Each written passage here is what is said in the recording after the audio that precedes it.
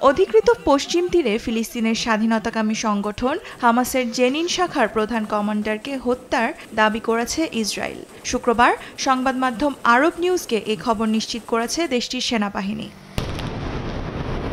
নিহত ব্যক্তির নাম ওয়াসেম হাজেম। আইডিএফ এর তথ্য বলছে বর্ডার পুলিশ ফোর্সের অভিযানে নিহত হন তিনি। তবে ইসরায়েলের অভিযোগ পশ্চিম তীরে বোমা ও বন্দুক হামলায় জড়িত ছিলেন ওই কমান্ডার।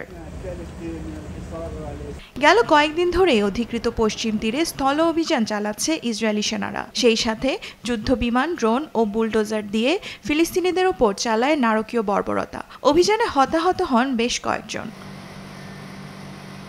এই অভিযানে সবচেয়ে বেশি ক্ষতিগ্রস্ত হয়েছে তুলকারেম শহর। গুলি ও বোমা হামলায় তছনছ পুরো এলাকা। ধ্বংসস্তূপ থেকে নিজেদের প্রয়োজনীয় জিনিসপত্র উদ্ধারের চেষ্টা ফিলিস্তিনিদের। সেই সাথে তুলে ধরেন সেদিনের ভয়াবহ অভিজ্ঞতা।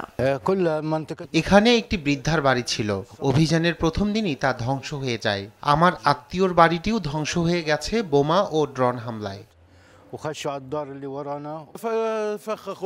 তারা গ্যাসের সিলিন্ডার বিস্ফোরণ করে পুরো বাড়িটি পুড়িয়ে দেওয়ার চেষ্টা করে। প্রতিবেশী এবং শিশুদের বাঁচাতে আমরা সাথে সাথে দমকল কর্মীদের খবর দিই আগুন নেভানোর জন্য।